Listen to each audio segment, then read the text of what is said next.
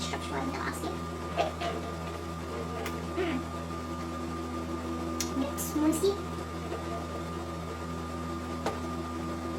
مع اني خدت اتعشى دلوقتي بس بفاصل بعيد عنكم بقى ما اقولكمش. بكره لما مناخيري بتبقى بتنزل حاجات بعد ما اخلص الميك اب. انا دلوقتي عشان انوف همسح الميك اب. هاي جايز، اهلا بكم على قناه سمر تايم. فيديو النهارده هيكون فيديو يعني كاجوال خالص وسريع. النهارده انا كنت في سيفورا واشتريت شويه حاجات، في حاجات يعني اول مره اجربها ومتحمسه قوي ان انا اجربها. حتى يعني بعت صوره كده للبنات على الواتساب وكلهم اجمعوا ان انا لازم اعمل فيديو عشان يقدروا يشوفوا يعني الحاجات اللي انا اشتريتها. خارجه كمان شويه وهحط ميك اب طبيعي، فقلت احط ميك اب واستعمل الحاجات الجديده اللي انا استعملتها اللي انا اشتريتها قصدي، واصور وتشوفوا معايا يعني first impression على get ready with me حاجه كده يعني. فاتمنى الفيديو يعجبكم ويلا نبدا. غسلت وشي، حطيت المرطب بتاعي، هستعمل دلوقتي البرايمر. وانا في العادي بستعمل برايمر معين بس كان طول عمري عايزه اجرب اللي هو البروفيشنال من بنفيت. بص اولا يعني في زي زيت كده نزل مره واحده، مش عارفه هو ده عادي ولا ايه، بس انا وشي تعبان جدا. مش عارفه اذا كان باين على الكاميرا ولا لا، بس اكيد ايوه، لان وشي تعبان جدا يعني عماله حبوب قبل ما تروح بيطلع غيرها على طول. فعشان كده قلت لازم اجيب برايمر او يعني فاونديشن فول كفرج وكده. فرحت سيفورا عشان اشوف ايه اللي ممكن اشتريه وهجرب معاكم على الله تفلح. انا بوزعه على البشرة كلها. ملمسه ناعم جدا، حاسه ان هو شويه اويلي ودي حاجه غريبه على برايمر. انا جربته في المحل هناك في سيفورا، عجبني جدا يعني الكفرج كانت كويسه، وعلى ما وصلت البيت كان لسه الفاونديشن وكل حاجه موجوده زي ما هي. بعد كده الفاونديشن ده سمعت عنه كتير جدا، وكل يعني كل فيديو بشوفه الناس بتستعمله محدش بيقول عليه حاجه وحشه خالص. فاونديشن من بيكا، اكيد شفتوا الماركه دي كتير في سيفورا، وبرده شفتوا ريفيوهات كتير عنها، وكنت انا متحمسه لان في ناس كتير بتقول ان هو فول كفرج ودرجات الالوان هي اكتر حاجه شدتني فيه. يعني فول كفرج في حاجات كتيره. انا كنت اصلا رايحه عايزه اجيب اللي هو الاور جلاس او استي لاودر، بس جربت ده اول حاجه ولفت نظري ان هو درجه اللون، يعني لقيت درجه لوني بالظبط، ودي حاجه يعني نادرا ما بتحصل في الفاونديشن. يعني جربت كذا فاونديشن عمري ما بحط حاجه واحس ان هي ذاتس يعني اللون ده ممتاز. ما عدا ده، اول لما حطيته بصراحه كان اول فاونديشن اجربه اول لما دخلت سيفورا، ودرجه اللون هي اللي لفتت نظري جدا، وبرده الكفرج بتاعته كانت حلوه قوي. فدي كده الباكج بتاعته شكلها شيك جدا وحلوه ونظيفه، بتيجي اللي هي البام ديت. فانا هعمل كده طبعا جديد، هحط مثلا 2 ونشوف اذا كان ده هيبقى كفايه ولا لا، وهوزعه بالبيوتي بلندر. هحط كده. انتوا عارفين الروتين بتاعي، انا في العادي بحط كونسيلر بداري بيه الحبوب وكده، فانا مش عايزه اعمل الحركه ديت لان عايزه اشوف التغطيه بتاعه الفاونديشن هتبقى عامله ازاي من غير الكونسيلر. انا حطيت تقريبا، انا عارفه ان انا حاطه كتير بس انا حاسه ان انا محتاجه ان انا احط كتير، فانا حطيت حوالي 4 بامبس بس، وهبدا اوزعه بالبيوتي بلندر. هوزع بس جنب واحد عشان تقدروا تشوفوا الفرق وانا كمان اشوفه لان انا اول مره استعمله طبعا. شايفين درجه اللون؟ يعني ما زال برضه مبسوطه ان انا يعني لقيت حاجه درجه اللون. الكفرج مهوله، بصوا انا الجنب ده كان مليان حبوب زي ما انتم شايفين هنا، في حبوب عامله ازاي هيوج. فانا هوزع الجنب التاني، شايفين ده كده الجزء اللي هو النص الاولاني وده النص التاني. هوزع هنا برضو، ولاحظت كمان ان هي في درجات الوان كتيره، اغلبها اندر تون اللي هو اليلو، للناس اللي هي الكومبلكشن بتاعك. لو الكومبلكشن بتاعك زيي على اصفر يعني اندر تون اصفر، هتلاقي درجات الوان تمشي معاكي. غير في ماركات تانية فاونديشنز بتبقى الاندرتون بتاعها على بيج او على بامبي. دي بصراحة بلاقي صعوبة ان انا الاقي لون يعني مناسب ليا. انا متهيألي مش محتاجة اي يعني طبقة تانية، هي طبقة واحدة. اللون يعني بجد يا جماعة مش ممكن، انا كل ما بوزع اكتر كل ما بحس درجة اللون هايلة عليا، لان انا تملي في العادي اي فاونديشن بجيبه، اي فاونديشن عندي تملي منطقه القوره بتبقى اغمق من بشرتي، فلو فاونديشن كويس هنا اول بس ما بطلع بالتوزيع على القوره من هنا هوت او على الجبهه بيبان قوي ان انا حاطه فاونديشن. ده اول فاونديشن انا احطه زي ما انتم شايفين اهوت. انا مش شايفه الفرق ده خالص، فده معناه ان درجه اللون هتبقى يعني ماشيه حتى مع جسمي ورقبتي. بيتهيألي يعني ماي ريفيو عن الفاونديشن بتاع بيكا هايله سو فار. هستعمل هنا الكونسيلر بستعمله كل مره من ميبيلين ميبيلين.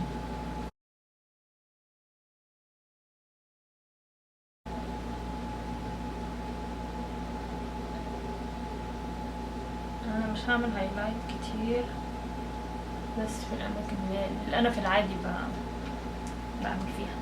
وهوزع برضو بالبيوتي بلندر بس من الجنب النضيف. انا برضو بتكلم بسرعه وعايزه اجهز بسرعه علشان الحق الشمس قبل ما تغيب. انا شايفاها عماله تنزل عشان برضو الاضاءه تبقى كويسه وتقدروا تشوفوا الميك اب كويس. والبيوتي بلندر لاحظت ان هي لو انتوا لاحظتوا في العادي لما بتستعملوها طبعا بتبلوها، لو بتستعملوها على طول بتخلي الوش دوي او بيبقى فيه لمعه. لو انا بغسلها يعني ببلها وبسيبها في فوطه كده شويه على ما اجهز الميك اب بتاعي والبس وكده، وبعدين استعملها ما بتبقاش مبلوله قوي، فدي ما بتخليش الميك اب يعني بيلمع. ودي حاجه كويسه للناس اللي بشرتها دهنيه زي وبتلمع بسرعه مع الميك اب. انصحكم تجربوا تستعملوها، هي حلوه جدا للتوزيع بس حاولوا تستعملوها يعني ناشفه شويه عن العادي، هتحافظ على المات بتاع الفاونديشن. انا ملاحظه ان الفاونديشن عمال يقلب على مات، يعني عمال بينشف، ودي حاجه كويسه لان انا عايزه ميك اب يكون مات. هثبت ده بسرعه، معلش اذا كنت بتكلم بسرعه لان انا مستعجله وخارجه، بس في نفس الوقت عايزه اعمل لكم يعني لوك، وبرضه عشان البنات يشوفوا الحاجات اللي انا اشتريتها، لان انا كنت بقول لهم ان يعني الحاجات حلوه جدا ولازم تشتروها. الفاونديشن على فكره مش حاسه انه بيبقع قوي، يعني شايفين البيوتي بلندر عامل ازاي. الفاونديشن يعني تقيل. وبرده الفرشه، انا الفرشه مستعمله معاها ترانسلوسنت باودر ملهاش لون، بس شوفوا بدأت يبقى فيها لون ازاي مجرد ان انا حطيتها وزعت بيها. ف دي حاجه ممكن تكون مش لطيفه لما نيجي نغسل الفرش بتاعتنا، هيبقى شويه تقيل على الفرش والبيوتي بلندر. بس كده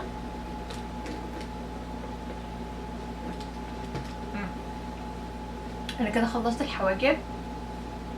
هبدأ اشتغل على العينين، والعينين انا هشتغل عليها حاجة بسيطة جدا، مش عايزة حاجة يعني قوية لان هحط الليبستيك هيبقى حاجة رهيبة هتشوفوها دلوقتي. هستعمل هنا السوفت اند جنتل، هو عبارة عن هايلايتر من ماك، هستعمله على الجفن المتحرك من اللي هو يعني اول تلتين. بقالي فترة بستعمل اللوك دي وبحس انها يعني شكل الميك اب في الاخر بيبقى شكله لطيف، ف بقالي فترة بعمل نفس الروتين تقريبا almost. بس هحاول انزل بالهايلايتر على الدخلة بتاعت العينين، الزاوية اللي برا تقريبا كده. هستعمل نفس الكيت بتاعت اللي استعملت بيها الحواجب اللي هي من سيجما. باخد اللون اللي هو غامق دوت بالفرشة بتاعت ماك 224 وبس. بمسك الفرشة من برا يعني من بعيد على قد ما اقدر عشان ما احطش اللون ما يبقاش قوي قوي، برضو قوي. هحط شويه هنا عشان ما يبقاش اللون جامد شويه، وبعدين ابدا اوزع. لما بمسك الفرشه من بعيد كده بتخلي اللون ما يبقاش قوي قوي لما تحطيه على الجف، وفي نفس الوقت بتبقى التوزيع اسرع، بيبقى بيعمل سموكي اسرع. هوزع على الكسره بتاعت العينين وعلى فوق، مش هنزل على تحت، يعني مش هنزل على اللون اللي هو الهايلايتر اللي انا حطيته. هخليني بس من بره وازود، هحط حاجه حاجه لحد ما اوصل لدرجه السموكي اللي انا عايزاها.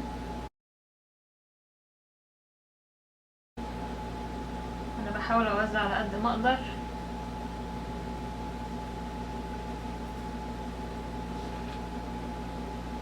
كده هاخد برضو الكيت من سيجما، بس دي اللي هي فيها الهايلايتر. هاخد اللون اللي هو المات، وبرضو بصباعي كده بس تحت الحاجب عشان افتح شويه، لان اللون اللي هو السموكي طلع يعني على الاخر، فالدنيا غمقت شويه. بس كده هوزع هنا. بتهيألي العينين كده اوكي فور ناو. البرونزر كالعادة سلمى حايك نانس. مفيش حاجة تتغير. بس بستعمل فرشة من إلف. فرش إلف يا جماعة، يعني بما اننا عاملين فيديو بقى ريفيو عن برودكتس وكده، إلف برضو من البرودكتس الرهيبة رهيبة رهيبة. ما جربتش الميك اب بتاعهم بس جربت الفرش، رخيصة جدا، يعني رخيصة بشكل بشع، وفي نفس الوقت كواليتي تحفة. في ناس بتقعد تقول لي ما بتوزعيش الكونتور كويس، معاكوا حق بصراحة، بس انا بزهق بسرعة. في العادي كنت بجيب الفرشة وبعمل مناخيري كلها. اكتشفتوا ان مناخيري انا لو هعمل كونتور محتاجة بس اعمل كونتور في المنطقة دي هنا بس في النص، مش محتاجة انزل لحد تحت، ودي كانت من الحاجات الغلطات اللي انا بعملها. الحاجة التانية ان انا ما كنتش بحط الكونسيلر، لو تاخدوا بالكم كنت بحطه كده لحد هنا وخلاص. اكتشفت ان انا المفروض اطلع بيه شوية على هنا واخد الجزء ده من الانف مع الهايلايت.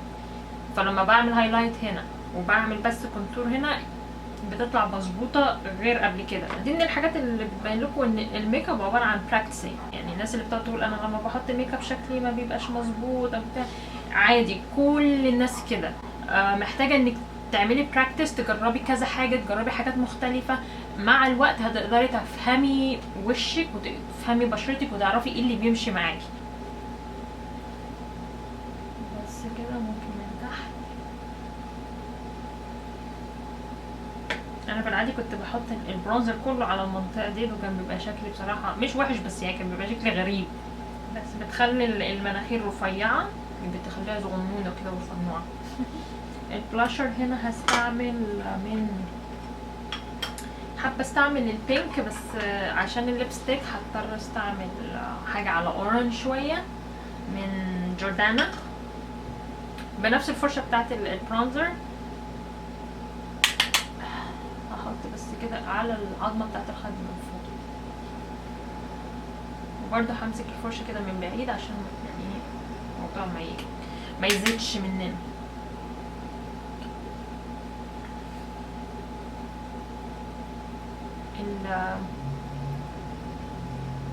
اللي هو الهايلايتر تاني على الجفن، لان انا حاسه ان هو بدا يروح. مش هحط على المنطقه كلها، انا بس هركز على المنطقه اللي في النص هنا.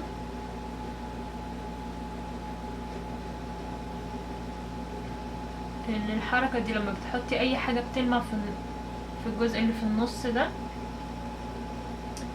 بتفتح العينين اكتر.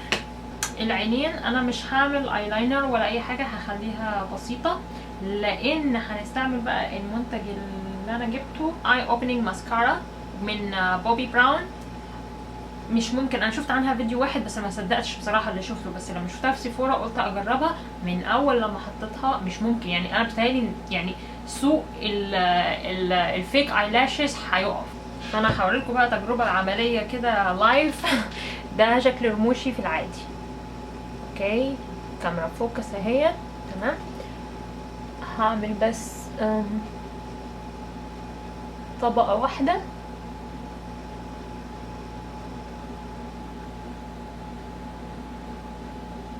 من فوق وبعدين من تحت.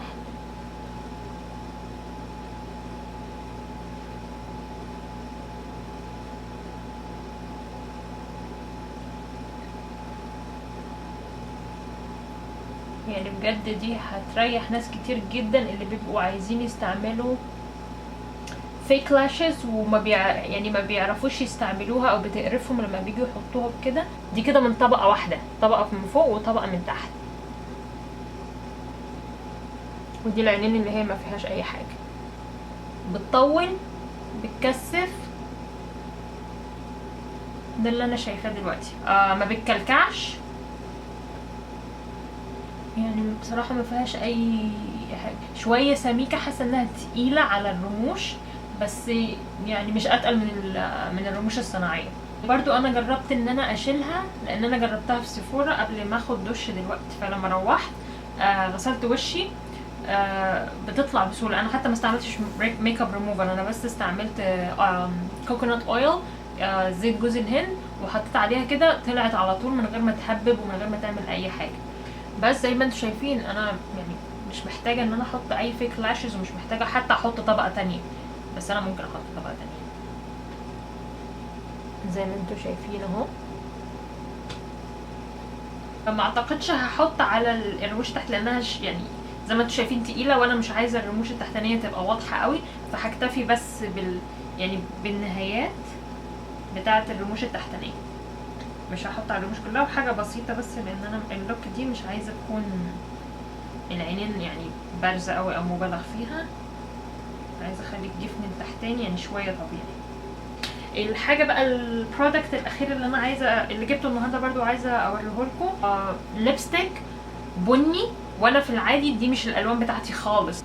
مش هقول لكم حلو مش هقول لكم وحش لان انتوا يعني هسيبكم انتوا تحكموا، بس انا عن نفسي مبسوطه بيه. حاسه ان مخلي شكلي مختلف عن العادي، وبيتهيألي انتوا كمان هتلاحظوا ده وهيعجبكم لان انتوا في العادي بتشوفوني يعني الميك اب بتاعي تقريبا يعني شكله يعني قريب من بعضه، فالمره دي هعمل لكم حاجه مختلفه. بس قبل ما احطه لان هو ليكويد من ستيلا، ليكويد ليبستيك، وبيبقى مقرف شويه في الحططان بتاعه، فانا هعمل بس هحدد شفايفي بليب لاينر من برستيج بس عشان يساعدني وانا بحط، لان الليكويد ليبستيكس يا جماعه يعني شويه مقرف في حططانه. دي كلمه اصلا انا ما اعرفش.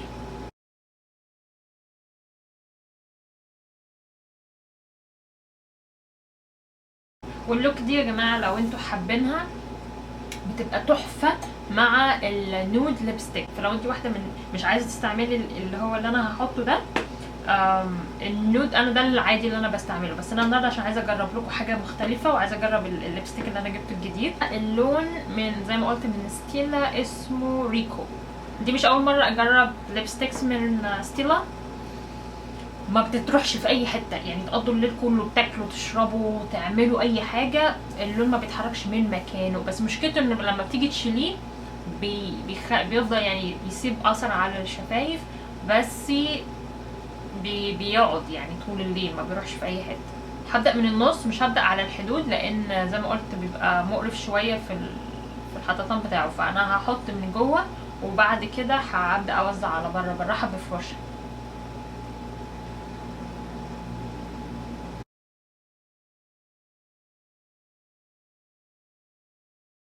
زي ما شايفين اللون قوي، انا سحبته مره واحده بس اوريدي غطى شفايفي كلها. الليب لاينر ساعد شويه ان الدنيا تبقى ملمومه، والليبستيك او الليب اللي هو ليكويد ليب دوت بينشف مات يعني، وبينشف الشفايف. عشان بس اقول لك انا كنت حاطه مرطب على شفايفي قبل ما ابدا احط ميك اب لانه بينشف الشفايف جدا. على ما روحت انا طبعا جربته هناك في سيفورا، وعلى ما روحت شفايفي كانت ناشفه جدا.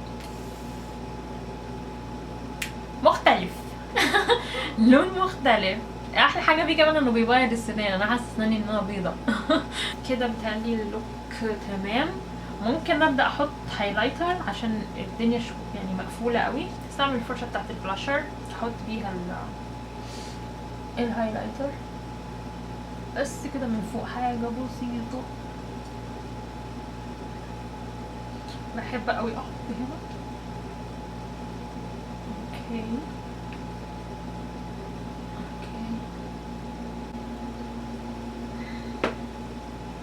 تاني كده خلاص اللوك كده تمام. انا كده خلصت. ده شكل اللوك يا جماعه النهائي. تمام، انا مبسوطه، انتوا مبسوطين. الماسكارا نشفت بسرعه جدا زي ما انتم شايفين، مفيش اي حاجه طالعه على صوابعيني. وزي ما قلت لكم ده الافكت بتاعها بعد ما حطيتها حلو جدا، تستاهل تمنها. الفاونديشن بيكا 10/10. انا اللون بتاعي لو حد نفس الكولر انا كافيه. ايه تاني جربنا؟ الليبستيك ناشف زي ما انتم شايفين، مات. للاسف مفيش حد ابوسه هنا، بس كيسنج تيست تاني يعني في شويه حاجه بسيطه بس ستيل انا ضغطت جامد جدا على فكره. مفيش اي حاجه تانية جديده، كل الحاجات اللي استعملتها غير كده اوريدي عندي وانتوا شفتوها قبل كده في فيديوهات. هرش بس شويه من الفيكس بلس. وخلوا بالكم يا جماعه الفيكس بلس بيسيب شويه لمعه على الوش، فالفاونديشن مات وانا عايزه اللوك تكون مات، بس برضه في نفس الوقت عايزه اثبت الميك اب مع بعضه. معرفش انا اعمل فيه ايه بصراحه، بفكر اعمل له كيرلي لو عندي وقت. anyway ده كده اللوك النهائي. يا رب يكون عجبكم، ويا رب يكون مختلف شويه عن الحاجات اللي انا في العادي بعملها. والريفيو برضو اتمنى انها يعني تكون فادتكم شويه او اديتكم معلومات. فانصحكم بشده تروحوا سيفورا تجربوا الحاجات بنفسكم، بس سامبلينج وهتشوفوا فعلا الفرق، هتنبهروا. لو عندكم اي اسئله ما تنسوش تبعتولي. ايه تاني بس ما عنديش حاجه تانية اقولها. بحبكم جدا وهشوفكم الفيديو اللي جاي ان شاء الله. باي باي.